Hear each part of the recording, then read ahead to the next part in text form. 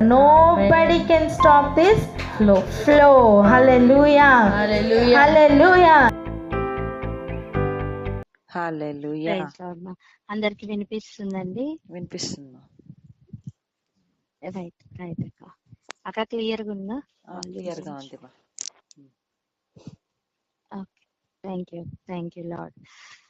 చూడండి, తండ్రుల చేతను, సహోదరుల చేతను, బంధుమిత్రుల చేతను, అందరి చేతను మీరు ద్వేషింపబడతారు అనే లెవెల్ ఎలా ఉంటుంది, అండ్ దానిని మనం ఎలా ఎదుర్కోవాలి, దాన్ని దాటాలి, ఒక ద్వేషం ఎదురవుతున్నప్పుడు దాన్ని ఎలా దాటాలి అనే విషయాన్ని మనం నేర్చుకుంటున్నాం. అసలు స్నేహితులు కావచ్చు, బంధుమిత్రులు కావచ్చు, ప్రజలు కావచ్చు, అందరూ ఎందుకు వ్యతిరేకంగా మారుతారు? సడన్ గా వ్యతిరేకత ఎందుకు ఎదురవుతుంది? ఇవన్నీ మనం చూసుకున్నప్పుడు ఒకటి జ్ఞాపకం చేసుకోవాల్సిన విషయం ఏంటంటే, ఇంతకు ముందు ఎలా వాళ్ళు వ్యతిరేకతల్ని ఫేస్ చేశారు అది మనం ఒకసారి ఆలోచన చేస్తే, ఈ కడవరి కాలంలో ప్రతిదీ కూడా ఇంకా ఎక్కువ స్థాయిలో ఉండబోతుంది అన్న విషయం మనకు అర్థమవుతుంది. మొదటి శతాబ్దంలో ఎటువంటి పరిస్థితులు ఉండినాయో, ఈ ఆఖరి కాలంలో ఆ ఇంటెన్సిటీ అన్ని విధాలుగా పెరిగిపోతుంది. కడవరి వర్షము అంటేనే ఇక అది లాస్ట్. అందుకే చూడండి, కడవరి శ్రమ కాలం గురించి ప్రభు అనేక సార్లు మాట్లాడుతున్నప్పుడు ఈ కడవరి కాలంలో కలగబోతున్న మహాశ్రమ అని మెన్షన్ చేస్తున్నారు. మహాశ్రమ అంటే అది చాలా ఎక్కువ అని అర్థం. ఇంతకు ముందు ఎన్నడూ లేనిది అయితే దానిని మహాశ్రమ అంటారు. రెండోది, ఈ కడవరి కాలంలో ఒక భూకంపం గురించి మాట్లాడుతున్నప్పుడు అది మునుపెన్నడూ కలగని ఒక భూకంపం అట. అంత పెద్ద భూకంపం కలగబోతుందని మనం చూస్తున్నాం. అలా ప్రతి ఏరియాలో ప్రతిదీ కూడా ఈ ఎండ్ టైంలో ఎక్కువ స్థాయిలో జరగబోతుంది. మొదటి శతాబ్దంలో ఎదుర్కొన్న ద్వేషం ఈ ఆఖరి కాలంలో, కడవరి కాలంలో అది ఎక్కువగా ఫేస్ చేయవలసిన అవసరం ఉంటుంది. దానిని ప్రభు ఇలా చెప్తున్నారు. ఎలా అంటే, పరిశుద్ధుల ఓర్పు అందులో కనిపిస్తుంది అని. పలుకుదామా మాట అందరం? పరిశుద్ధుల ఓర్పు అందులో కనిపిస్తుంది. పరిశుద్ధుల ఓర్పు అందులో కనిపిస్తుంది. హల్లెలూయా. మరి అంతటి శ్రమ వస్తుంది అన్నప్పుడు, అంతటి శ్రమ కలగబోతుంది అన్నప్పుడు మన హృదయాలను ఎలా సిద్ధపరచుకోవాలి? రెండవది, మనం దాన్ని ఎలా ఎదుర్కోవాలి? అది కొంచెం శాంపుల్ లాగా అయినా మనం అనుభవించవచ్చు మన జీవితంలో, లేదా ఫుల్ లెంత్ లోనైనా అనుభవించవచ్చు. చెప్పలేము ఎంత ఇంటెన్సిటీతో మనం ఎదుర్కోబోతున్నాం అనేది మనకు తెలియదు. కానీ క్రీస్తులోనికి నిజముగా సత్యముగా వచ్చిన ప్రతి వ్యక్తి కూడా దీన్ని అనుభవిస్తారు. ద్వేషం అనే దాన్ని అనుభవిస్తారు. ఎవరి చేత ద్వేషింపబడతారు? అయితే ఒకరు ఇద్దరితోనైనా, లేదా ఈ 4 రకాలైన వారితోనైనా మొత్తం ద్వేషంని మాత్రం అనుభవించడం కంపల్సరీ జరుగుతుందండి. అది ఎవరెవరు ఉన్నారు ఆ లిస్ట్ లో చెప్పండి? తల్లిదండ్రులు, స్నేహితులు, బంధువులు, సహోదరులు.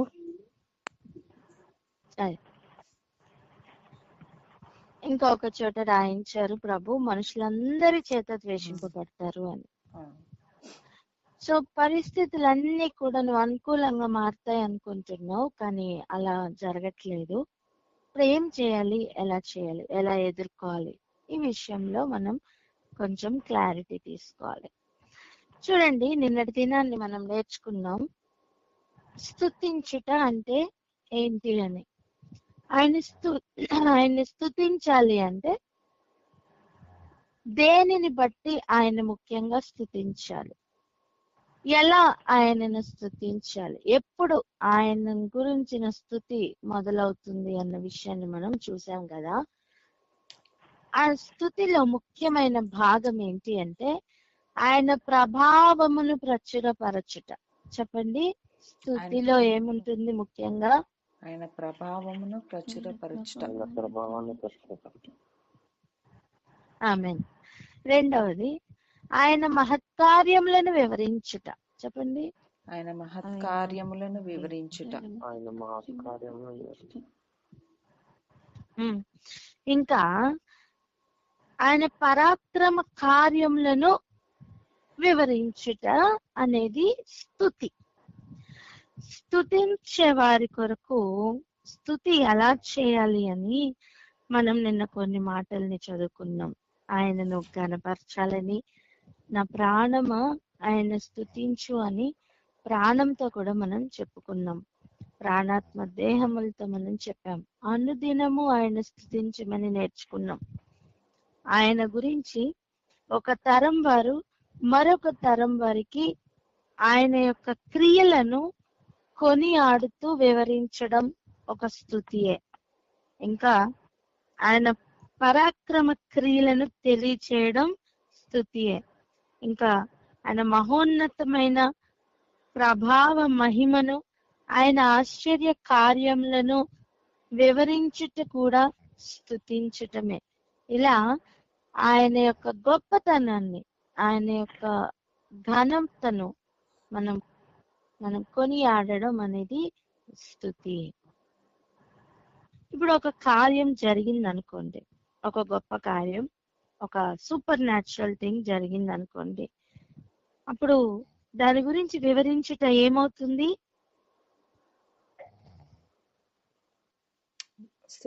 స్తుతి చేయడమే కదా. స్తుతి చేయడమే కదా. నిన్న మనం అనుకున్నాం చూడండి, స్తుతి స్తుతి స్తుతి స్తుతి అనడం స్తుతి కాదు, ఆయన చేసిన గొప్ప కార్యంను వివరించుట అనేది స్తుతి. ఆలోచన చేద్దాం, మరి ఒక్కొక్కరి జీవితాల్లో వాటిని ఎలా నెరవేర్పు అనేది జరిగింది అని అందరి గురించి అయితే మనం చూడలేకపోవచ్చు, కానీ కనీసం ఒక ఇన్స్టెంట్ ని మనం ఈ అపోస్తల కార్యాల నుంచి చూద్దాం రండి. అపోస్తల కార్యాలు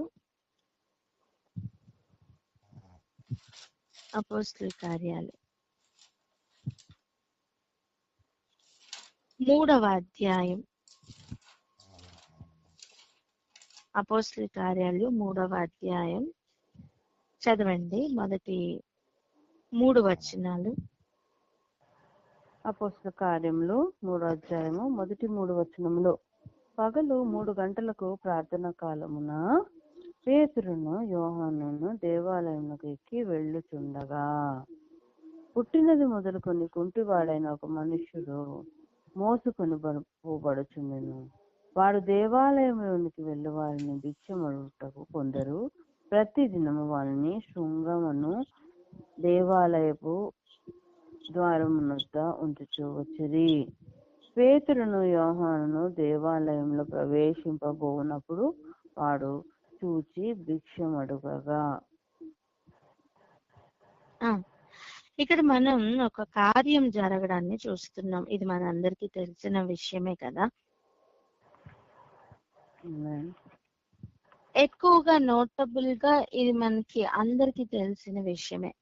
ఈ శృంగారం అనే దేవాలయం లేదా ఈ దేవాలయం ముందు భిక్షం అడుక్కుంటూ ఉన్న ఒక వ్యక్తిని ప్రతిదినం మోసుకుని వచ్చేవాళ్ళు. ఎందుకంటే వాడు పుట్టినది మొదలుకొని కుంటివాడై ఉన్నాడు. వాడిని బాగు చేయడం అనేది ఇక జరగని పని. తీసుకుని వచ్చేవాళ్ళు, అక్కడ కూర్చోబెట్టేవాళ్ళు.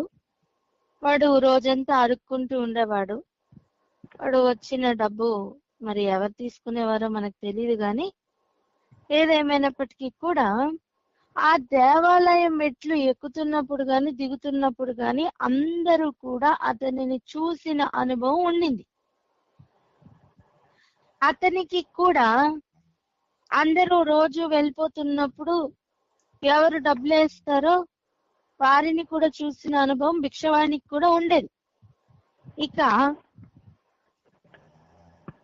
అతనిని మోసుకుని వస్తున్న వారికి తెలుసు అతడు లేవలేడన్న విషయం. అక్కడ రోజు చూస్తున్న వారికి ఉండే అనుభవం కూడా ఒకటే, వీడు కుంటివాడు, వీడు లేవలేడు, వీడు భిక్షం ఎత్తుకోవడానికి తప్ప దేనికి పనికిరాడు. అటువంటి పరిస్థితి కలిగి ఉన్న ఆ సంగతి అక్కడ జరుగుతున్నప్పుడు పేతురు యోహాన్లు దేవాలయంలో ప్రవేశించడానికి వెళ్తున్న సమయం వాడు చూచి భిక్షం అడిగాడట. 4వ వచనం చూడండి. వాడు చూసి భిక్షం అడిగాడట, అయ్యా నాకేమన్నా ఇవ్వండి అని ఎదురు చూస్తున్నాడు. అలాంటి సమయం పేతురు యోహాన్లు వారిని తేరి చూసి మా తట్టు చూడు అని చెప్పి వాళ్ళతో అంటున్నారు. వాడు వారి దగ్గర ఏదైనా దొరుకుతుందేమో అని కనిపెట్టి వారి యందు లక్ష్యం ఉంచాడట. కానీ పేతురు వెంటనే ఏం చెప్తున్నాడో చూడండి. 6వ వచనం, వెండి బంగారములు మా యొద్ద లేవు. అర్థం, వాడు ఎదురు చూస్తున్నది వెండి బంగారముల కోసం, నాణముల కోసం ఎదురు చూస్తున్నాడు, డబ్బు కోసం ఎదురు చూస్తున్నాడు, ఏదైనా ఇస్తారని ఏదైనా పెడతారని చూస్తున్నాడు. జీవన వ్యాపారాల సంబంధమైన విషయాల కోసం ఎదురు చూస్తున్నాడు. కానీ పేతురు చెప్తున్నమాట, అవేవి నా యొద్ద లేవు, కానీ నాకు కలిగినదే నీకు ఇస్తున్నానని నజరేయుడైన యేసుక్రీస్తు నామమున నడువు అని చెప్పగానే తను నడిచాడండి. ఇంత మటుకు మనకి తెలుసు, ఇంత మటుకు మనం దాన్ని గ్రహించాం, విన్నాం, ఎన్నోసార్లు ధ్యానించాం. వాడు వెంటనే ఏం చేశాడు? దిగ్గున లేచి నడిచాడు. కారణం ఏంటి? కుడి చేతితో పట్టుకొని లేవనెత్తగానే వాని పాదములు, వాని చీల మండలములు బలం పొందుకున్నాయట. ఏం పొందుకున్నాయి? బలం పొందుకున్నాయి. ఇప్పుడు చూడండి, అనేక మంది రోజు వానిని పట్టుకుని లేపుతున్నారు కదా, బలం పొందుకున్నాయా? లేదు. మా దగ్గర ఉన్నదే మీకు ఇస్తాను అని చెప్పి పేతురు ఆయన నామంలో వచ్చిన సమయం చేపట్టి లేపగానే పుట్టినప్పటి నుంచి బలం లేని ఏరియాలో బలం వచ్చింది. ఆమేన్. వెంటనే వాడు ఏం చేశాడో చూడండి. 8వ వచనం చదవండి దయచేసి. వాడు దిగ్గున లేచి నిలిచి నడుచుచు గంతులు వేయుచు దేవుని స్తుతించు వారితో కూడా దేవాలయంలోనికి వెళ్ళాను. ఆమేన్. వాడు ఏం చేశాడటండి? గంతులు వేస్తూ దేవుణ్ణి స్తుతించుచు. ఆ మాట చూసారా? వానికి జరిగిన కార్యమును బట్టి వాడు దేవునిని స్తుతి చేస్తూ వారితో కూడా దేవాలయంలోకి వెళ్ళాడట. ఇప్పుడు ఏం జరుగుతుంది?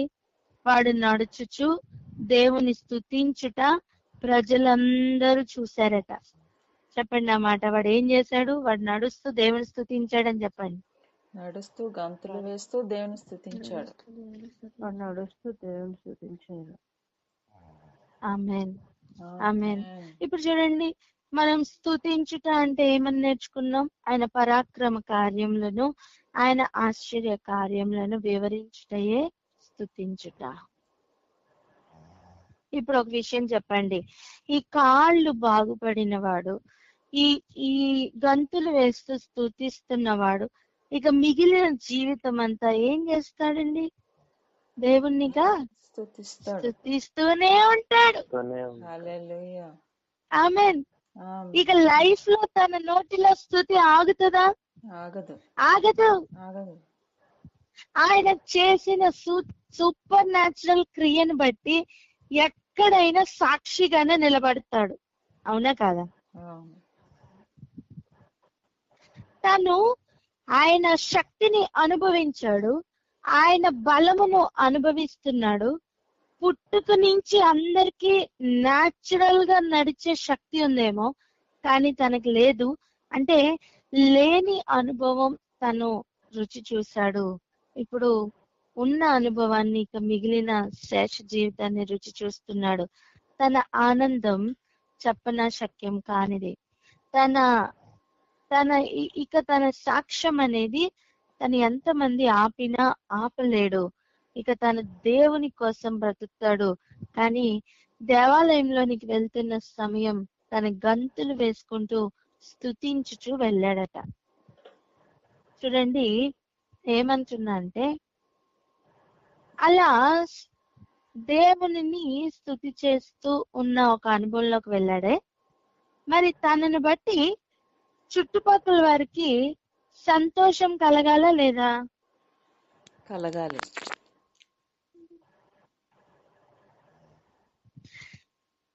కానీ కానీ తాను ఎదుర్కొన్న విషయాలు ఎటువంటివి, కానీ అక్కడ ఉన్న పరిస్థితులు ఎటువంటివి, ఎలా ఉన్నాయి ఆలోచన చేయండి. ఆ తర్వాత కనుక మనం కిందకి అలా చదువుకొని వస్తే వారి పరిస్థితి ఎలా ఉందో చూద్దాం రండి. 4వ అధ్యాయం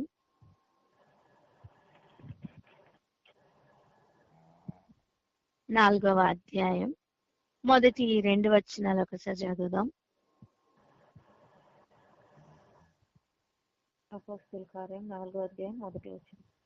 వారు ప్రజలతో మాట్లాడుచుండగా యాజకులను దేవాలయపు అధిపతియు సద్దుకయ్యులను వారు ప్రజలకు బోధించుటయు యేసును బట్టి మృతులలో నుండి పునరుత్థానమును కలుగునని ప్రకటించుటయు చూచి కలవరపడి వారి మీదికి వచ్చి. ఇప్పుడు చూడండి వారు ఎలా బిహేవ్ చేస్తున్నారో చూడండి. వారిని అట బలత్కారంగా పట్టుకొని సాయంకాలం అయినందున మరునాటి వరకు వారిని కావలిలో ఉంచిరి. పేతురు యోహానులు ఏమైనా తప్పు చేశారా? లేదు. లేదు. ఇప్పుడు చూడండి, వారు మృతుల్లో నుండి లేపబడిన యేసుని, ఆయన పునరుద్ధానం కోసం, ఆయన శక్తిని బట్టి ఆయన గురించి చెప్పడం, వివరించడం, ఆయన స్తుతించడమే కదా. అటు కాళ్ళు బాగుపడిన వాడు గంతులు వేసి స్తుతిస్తున్నాడు, వాడు స్తుతి చేయుచు వెళ్ళాడు అని చదువుతున్నాం. కానీ పేతురు యోహానుల గురించి కూడా ఒకసారి ఆలోచించండి. ఆ లెవెల్ ఒక మెట్టు ఎక్కిన లెవెల్. ఎటువంటి లెవెల్ అంటే ఆయన పరాక్రమం కార్యములను బట్టి స్తుతించడం మాత్రమే కాదు, రుచి చూడడం వరకే కాదు,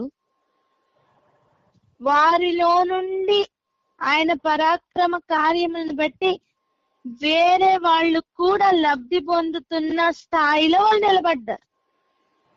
ఆమేన్. వారి యొక్క స్తుతి ఇంకొక లెవెల్ కి వెళ్ళిందండి.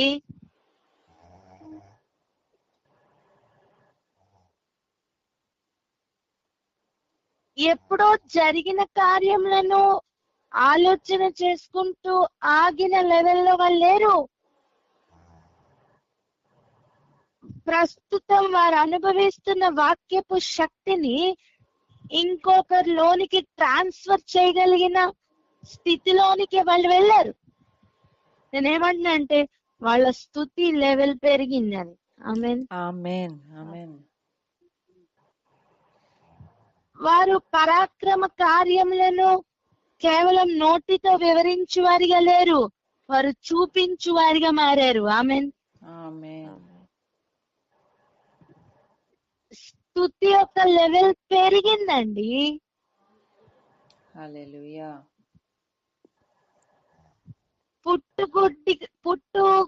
పుట్టుక నుంచి నడవలేని ఒక వ్యక్తి దానిని అనుభవించలాగున వారు చెప్తున్న మాట, మాకు కలిగినదే నీకు ఇస్తున్నాం. అంటే వారు ఏం కలిగి ఉన్నారు?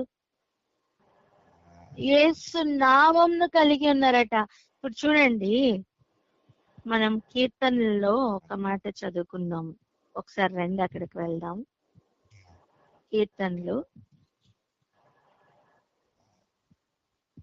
145వ అధ్యాయం మొదటి వచనం ఒకసారి చదవరా?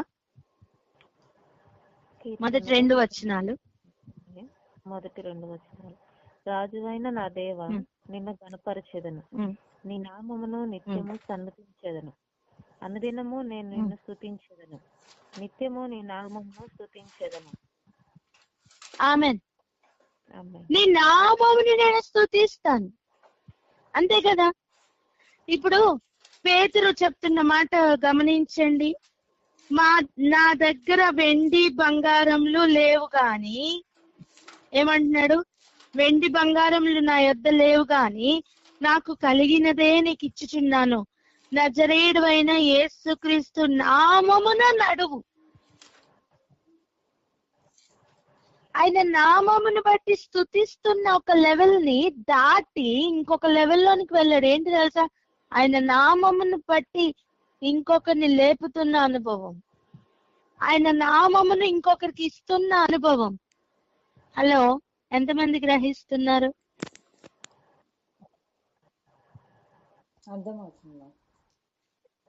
ఆమేన్. ఆయన నామమును బట్టి స్తుతిస్తూ ఉన్న ఆ లెవెల్ ని ప్రాక్టికల్ గా చూపిస్తున్న అనుభవంలోకి వెళ్ళారండి.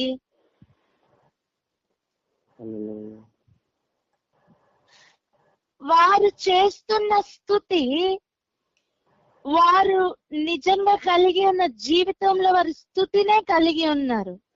ఆయన నామమును బట్టి వారు గంటలు వేస్తున్న అనుభవమే. ఆ అనుభవం ఆ కుంటివానిలోనికి ట్రాన్స్ఫర్ చేశారు. ఆయన నామమును బట్టి లేవమని కుడిచే పట్టుకొని లేపగానే తన తన తన అప్పటి వరకు ఉన్న బలహీన స్థితి బలం పొందుకుని లేవడం జరిగింది. ఇదిగో నేనేమంటున్నా అంటే, ఇక ఆ వ్యక్తి స్తుతి చేయడం జీవితంలో మానడు. కానీ పేతురు యోహానులు ఉన్న అనుభవం ఒకసారి ఆలోచన చేయండి. వారు ఆల్రెడీ ఆయనను స్తుతిస్తున్నారు. అంతేకాదు, ఆయన నామమును బట్టి కదులుతున్న అనుభవంలో వాళ్ళు ఉన్నారు. ఆమేన్. స్తుతిలో ఇంకొక లెవెల్ ని చూపిస్తున్నారండి. అటువంటి వారిని పట్టుకొని, బలవంతంగా పట్టుకొని ఏమంటున్నారు వాళ్ళు? ఎవరెవరు పట్టుకున్నారు చూడండి. సద్దుకైలు, దేవాలయపు అధిపతులు, యాజకులు, వీరందరూ కూడా పట్టుకొని వాళ్ళతో మాట్లాడుతున్న మాటలు. ఇంకా చూడండి 5వ వచనం. మరునాడు 4వ అధ్యాయం 5వ వచనం అపోస్తలుల కార్యాలు. మరునాడు వారు అధికారులను, పెద్దలను, శాస్త్రులను యెరూషలేములో కూడుకొనిరి. ప్రధాన యాజకుడైన అన్నయ్యు ఇంకా కయపయు, యోహానును, అలెగ్జాంద్రును, ప్రధాన యాజకుని బంధువులందరినూ వారితో కూడా ఉండిరి. వీరందరూ చేస్తున్న గొప్ప కార్యాలు ఏంటి? ఏమడుగుతున్నారు చూడండి. 7వ వచనం చూడండి. వారు పేతురును, యోహానును మధ్యను నిలవబెట్టి, మీరు ఏ బలము చేత, ఏ నామమును బట్టి దీనిని చేసితిరి అని అడుగుతున్నారు. అమ్మ అర్థమవుతుందా? చూడండి 150వ కీర్తన మొదటి వచనం చూడండి. యెహోవాను స్తుతించుడి, ఆయన పరిశుద్ధాలయమునందు దేవుని స్తుతించుడి, ఆయన బలమును ప్రసిద్ధి చేయు ఆకాశ విశాలమందు ఆయనను స్తుతించుడి. ఓకే, ఇప్పుడు యాజకులు, ప్రధాన యాజకులు, దేవాలయపు అధిపతులు, సద్దూకయ్యులు, పరిసయ్యులు, పెద్దలు, ప్రధానులు అందరూ అడుగుతున్న ఒక గొప్ప ప్రశ్న ఏంటి? ఏ బలము చేత, ఏ నామమును బట్టి మీరు మీరు ఏమని అడుగుతున్నారు చూడండి. దీనిని చేసితిరి అని అడుగుతున్నారు. దేనిని చేశారు? వాడి కాళ్ళకు బలం వచ్చేటట్లు చేశారు. అర్థమవుతుందా?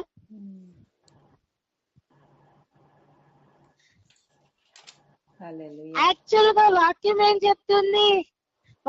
చెప్తుంది? ఆయన బలమును ప్రసిద్ధి చేసేలాగున ఆయన స్తుతించమని చెప్తున్నారు. పరిశుద్ధాలయమున ఆయన స్తుతించమని చెప్తున్నారు. స్తుతించడము అంటే ఏంటి? కేవలం స్తుతి అని చెప్పడం కాదు. ఆయన పరాక్రమ కార్యములను బట్టి ఆయనను ఘనపరచడం స్తుతి కదా. వీరు ఏ లెవెల్లోనికి దేవుడు తీసుకెళ్లారో చూడండి.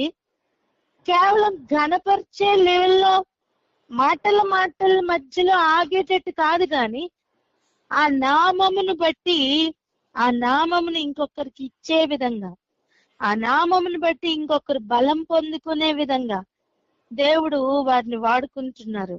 దేవుడు వారిని ఆ స్థితిలో పెట్టారు. నేను అంటాను, వారి జీవితమే ఒక స్తుతిగా మారిపోయింది అంటాను. ఆమేన్. అటువంటి వారిని చూసి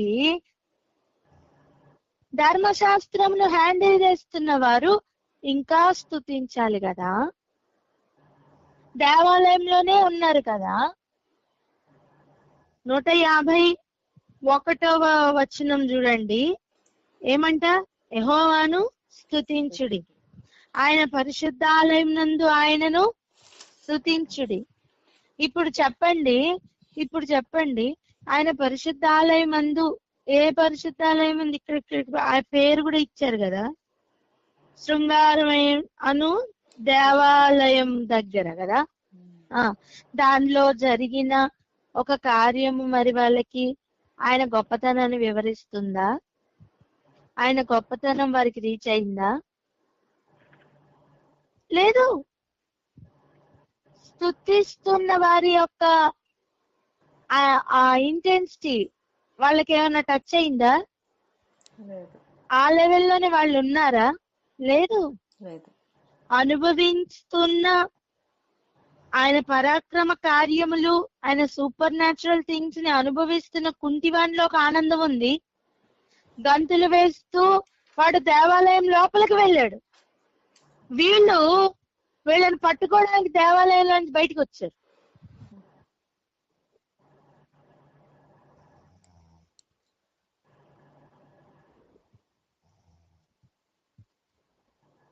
యెరూషలేములో కూడుకున్నారు. ఎక్కడున్నారు వాళ్ళు?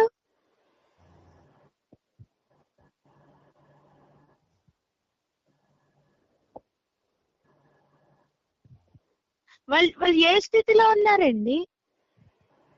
ఏ నామమును బట్టి నువ్వు దీన్ని చేసావంటున్నారు. ఏమంటున్నా తెలుసా? ఏ నామమును బట్టి వారు స్తుతించాలో ఆ నామమును బట్టి వారిని ప్రశ్నిస్తున్నారు. దేవాలయంలోనే ఉన్న అనుభవం, కానీ స్తుతి అనేది వారిలో కనిపిస్తుందా? లేదండి.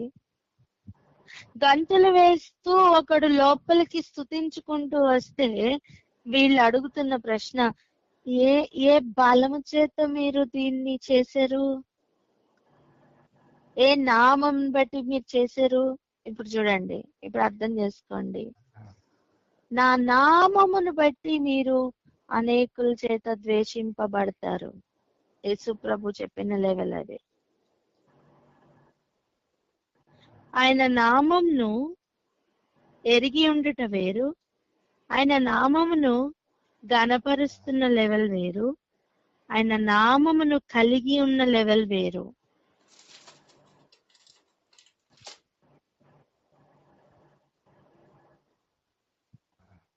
ఇక్కడ ఆగి ప్రార్థన చేసుకుందాం. ఎవరైనా ప్రార్థన అందుకోండి.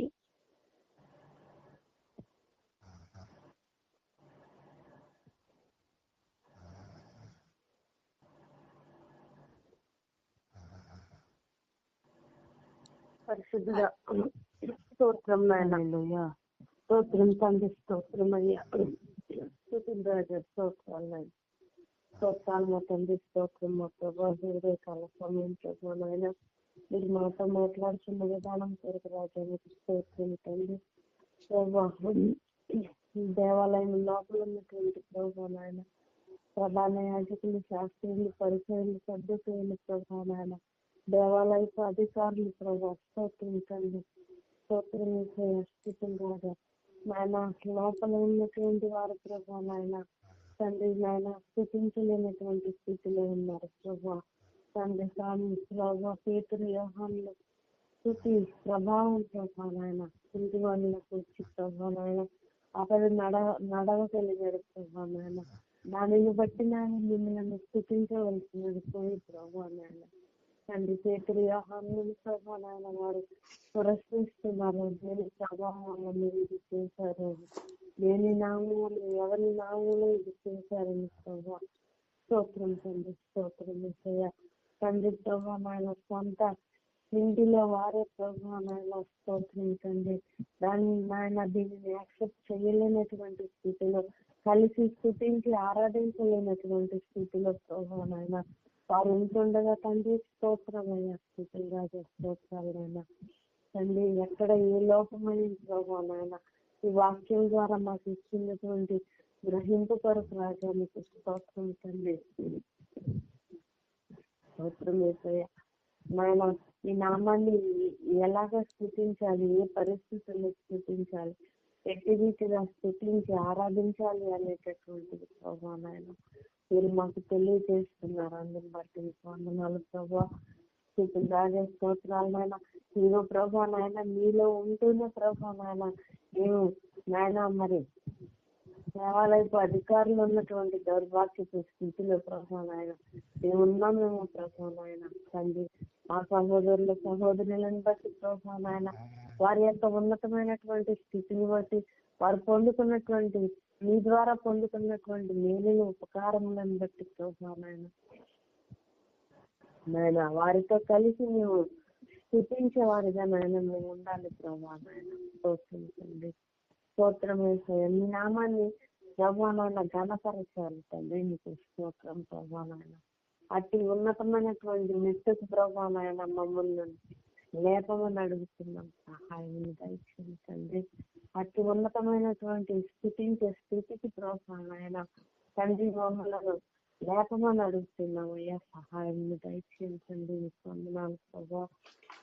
రాజా స్తోత్రాలు నాయన. ఇటువంటి స్థితికి నాయన మమ్మల్ని మేము సబ్మిట్ చేసుకుంటున్నాం ప్రభా.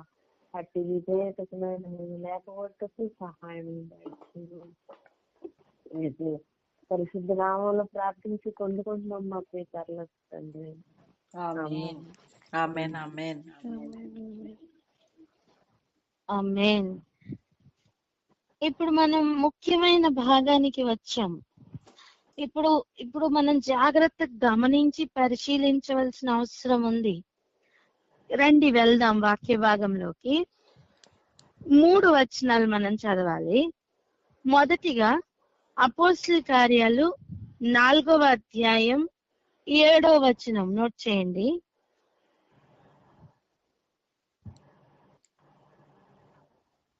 ఇప్పుడు చదవండి, ఆ వచనం చదవండి.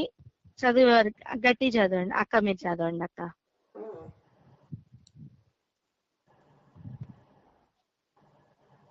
అపోస్తలుల కార్యాలు 4వ అధ్యాయం 7వ వచనం. వారు పేతురును యోహానును మధ్యను నిలవబెట్టి, మీరు ఏ బలము చేత ఏ నామమును బట్టి దీనిని చేసితుడని అడుగగా. చాలక. ఇప్పుడు చూడండి, లూకా సువార్త 21వ అధ్యాయం 17వ వచనం. లూకా సువార్త 21వ అధ్యాయము 17వ వచనం. నా నామము నిమిత్తం మీరు మనుషులందరి చేత ద్వేషింపబడుదురు. నా నామం నిమిత్తం ఏమవుతారు? మీరు మనుషులందరి చేత గణపరచబడుదురా? కాదు, ద్వేషింపబడుదురు. ఓకే, ఇంకా చూడండి, మత్తయి సువార్త 24వ అధ్యాయం 9-10 వచనాలు. మత్తయి సువార్త 24వ అధ్యాయం 9-10 వచనాలు. అప్పుడు జనులు మిమ్మల్ని శ్రమల పాలు చేసి చంపెదరు. మీరు నా నామం నిమిత్తం సకల జనముల చేత ద్వేషింపబడదురు. అనేకులు అభ్యంతరపడి ఒకరినొకడు అప్పగించి ఒకరినొకడు ద్వేషించురు. స్తోత్రం. ఇప్పుడు అర్థమవుతుందా? ద్వేషం అంటే ఏంటో చూడండి. ద్వేషం అంటే శత్రుత్వం కాదండి. ఆయన నామం నిమిత్తం నిలబడితే పొందుకుంటున్న వ్యతిరేకతయే ద్వేషం.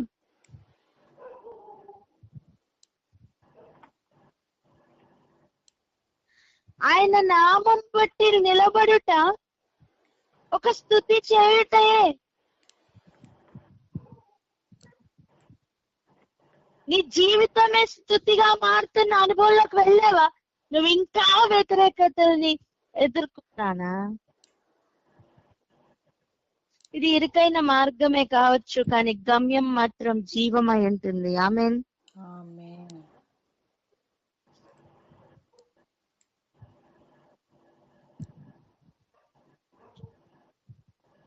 అక్కడ చెప్తున్న మాటల్ని జాగ్రత్తగా అర్థం చేసుకుందాం. ఇవన్నీ కూడా జరగవలసి ఉన్నాయి, కానీ వెంటనే అంతమైతే రాదట. అర్థం, ఆయనని స్తుతించేవారందరూ లేదా ఆయన నామమును వివరించేవారందరూ, ఆయన నామమును అనుభవిస్తున్న వారందరూ ఏదో ఒక విధం చేత ఆ పరిస్థితులు, ఆ కఠినమైన పరిస్థితుల్ని రుచి చూస్తారు. ఇప్పుడు ఈ రోజు మన ముందుంచబడుతున్న ప్రశ్న, మనం ఎక్కడున్నాం? ఏ లెవెల్లో ఉన్నాం?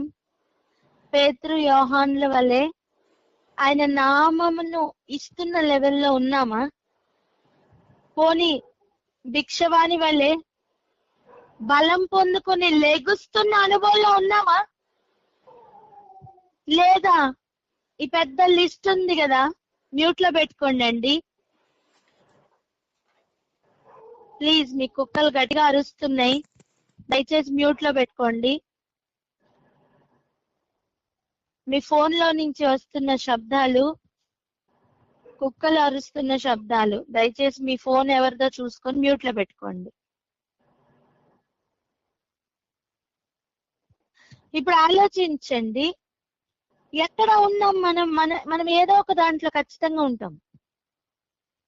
ఒక పెద్ద లిస్ట్ అయితే చెప్పారే, దేవాలయపు అధిపతులు, సద్దుకైలు, యాజకులు, ప్రజలు, మొత్తం అందరు ప్రజలు గనుక, ప్రధానులు, అధికారులు, పెద్దలు, ఏదో ఒక లిస్ట్ లో అయితే మనం ఉంటాం.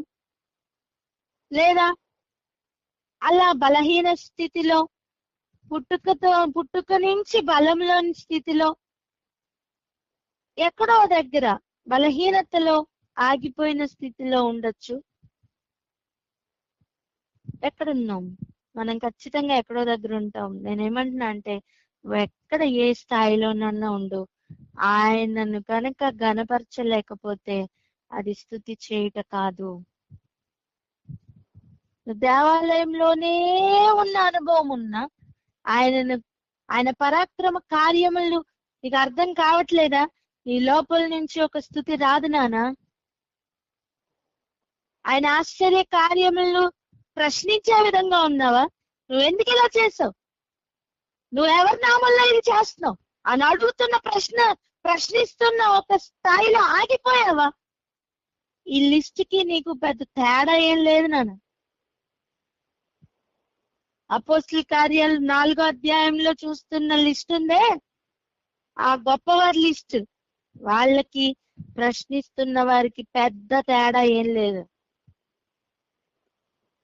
ఆయన నామమును ఇస్తున్న లెవెల్లో ఉండాలి, లేదా ఆయన నామమును తీసుకుంటున్న లెవెల్లో ఉండాలి. ఏది ఏమైనా అందరూ గంతులు వేస్తూ ఆయనను స్తుతిస్తున్న అనుభవంలో ఉండాలి. ఆమేన్.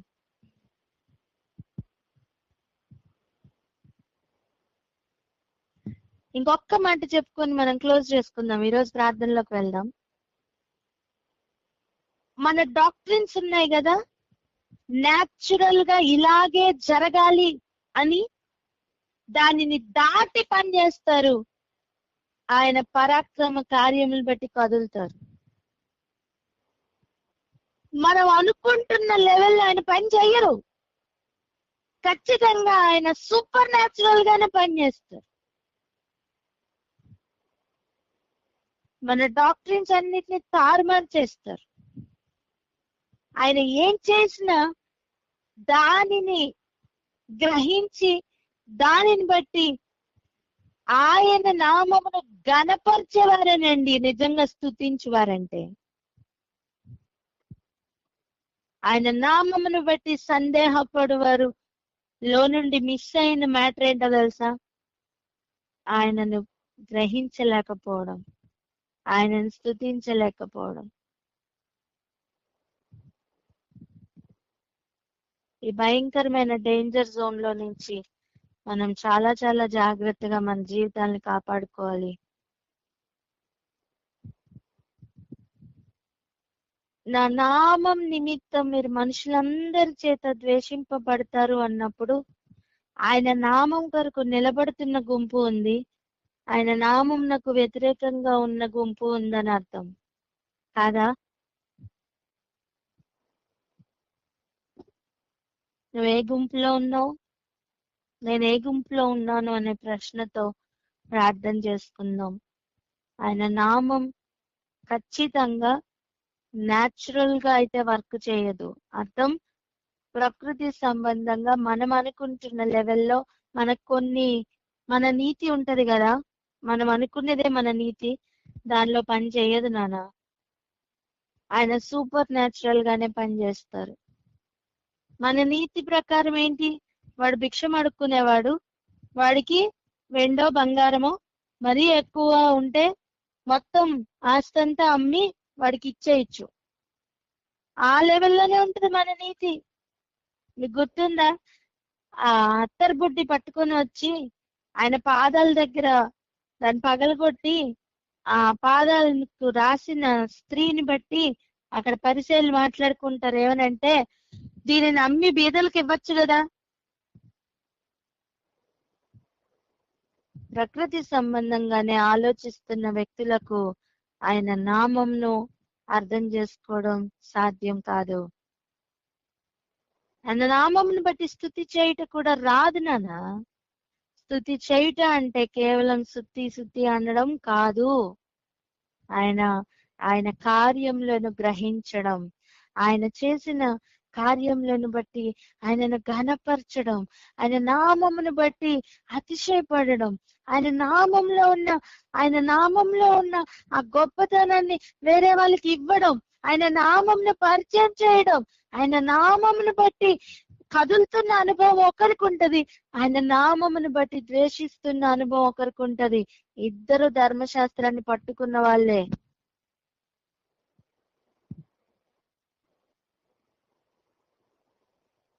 ప్రార్థన చేసుకుందాం అక్క.